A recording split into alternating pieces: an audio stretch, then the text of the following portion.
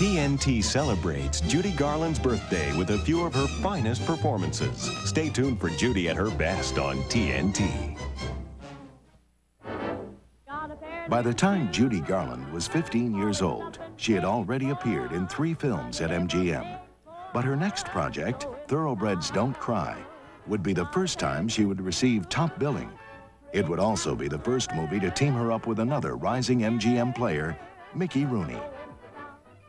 Judy had known Mickey since she was 10 years old. They were classmates at a school for professional children in Los Angeles. She would later recall, "The first day we met, we played post office. Mickey chose me, and he was the first person, I think, excluding my mother, father, and sisters, who ever kissed me." Come on, let's see you do it. Give it to him. Ah! You gotta win, Roger. You got it. For me. Now they were together in front of the camera, and their chemistry was terrific. He called her Jutes because he was always in too much of a rush to pronounce Judy. Together, they shared a mischievous sense of humor and a natural ability to mimic others. Mickey would later say, "We just had to look at each other and we'd crack up. We knew instantly what we were both thinking. God, we had fun." Out of my way. Think you're a tough guy, eh?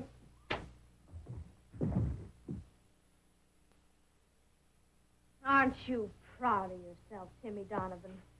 He was too much of a gentleman to tell you what he thought of you. You're a gutter snipe.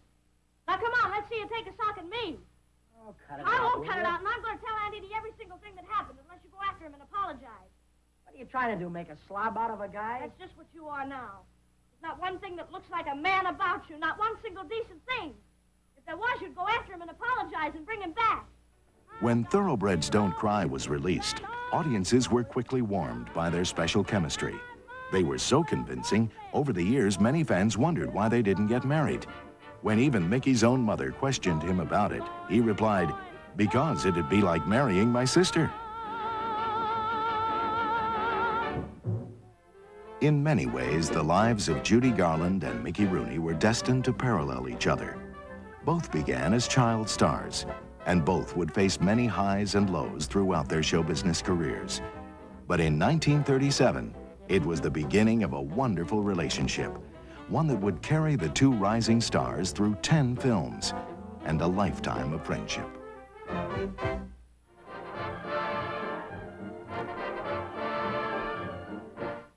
The year is 1943. For Judy Garland, it marked a turning point in her movie career. After making over a half-dozen successful movies with pal Mickey Rooney, Judy was still America's favorite teen queen, the girl next door who could really send a tune.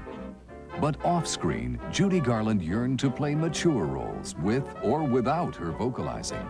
After all, at age 21, she was already separated from first husband David Rose, a far cry from her on-screen image. With her first film release of 1943, Judy got her wish, sort of. Presenting Lily Mars, based on a Booth Tarkington novel, started life as a dramatic vehicle for Lana Turner. But producer Joe Pasternak refashioned the story as a tune-filled, breezy comedy showcase for Judy.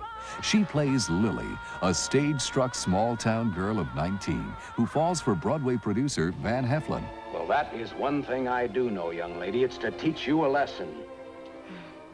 Just like a naughty little girl. I know why you treat me as a child. It's because you're afraid to think of me as a woman. Still, Judy found her role as written a little too close to teen typecasting. You're something that's very wonderful to be. What, Mama? 19. 19 and nowhere. So MGM studio heads gave in by adding a new musical finale that showed off a more mature and glamorous Garland, backed by Tommy Dorsey and his orchestra.